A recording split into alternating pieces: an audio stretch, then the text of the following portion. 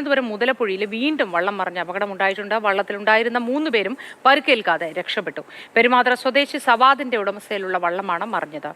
രാഹുൽ പറയൂ, ഇത് നിരന്തരമായി അവിടെ സംഭവിച്ചുകൊണ്ടേയിരിക്കുന്നു.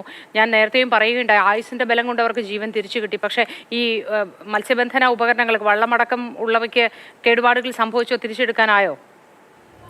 മോദി, തീർച്ചയായും ഈ ദൃശ്യങ്ങൾ നമ്മൾ പലതവണ കണ്ടതാണ്. പലതവണ വാർത്തകൾ കൊടുക്കുമ്പോഴും ഈ പ്രദേശത്ത്, മുതലപ്പുഴയുടെ ഈ പ്രദേശത്ത്, ഹാർബറിൽ നിന്ന് കടലിലേക്ക് ഇറങ്ങുന്ന ഈ പ്രദേശത്ത് വള്ളം ഇത്തരത്തിൽ മറിയുന്നത് നമ്മൾ പല ആവർത്തി പറഞ്ഞാണ്. ഈ മത്സ്യത്തൊഴിലാളികൾ കൃത്യമായി പറഞ്ഞാൽ ഒരു മരണക്കെണിയിലേക്കാണ് ഉപജീവനത്തിനായി ഇറങ്ങുന്നതെന്ന് പലവട്ടം പറഞ്ഞത് അവസാനിക്കുന്നില്ല എന്നുള്ളത് വളരെ നിർഭാഗ്യകരമായ ഒരു കാര്യമാണ്. എന്തായാലും ഇന്ന് 3 പേരും നീന്തി രക്ഷപ്പെട്ടു എന്നുള്ളതാണ്. 2 തരത്തിലാണ് വാർത്തകൾ നമ്മൾ റിപ്പോർട്ട് ചെയ്യുന്നത്.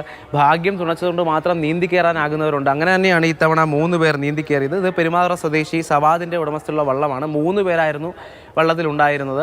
വള്ളം മറിഞ്ഞതിന് ശേഷം ഇവർ നീന്തി കയറാൻ കഴിഞ്ഞു. എപ്പോഴും സംഭവിക്കുന്നത് ഈ പറഞ്ഞതുപോലെ പുലിമുട്ടിനിടയിലേക്ക് അവർ പെട്ടുപോവുക, അല്ലെങ്കിൽ വെള്ളത്തിൽ വീണ് മരണപ്പെടുക, അത്തരത്തിലാണ് ഇവിടെ മത്സ്യത്തൊഴിലാളികൾ മരണപ്പെടുന്നത്.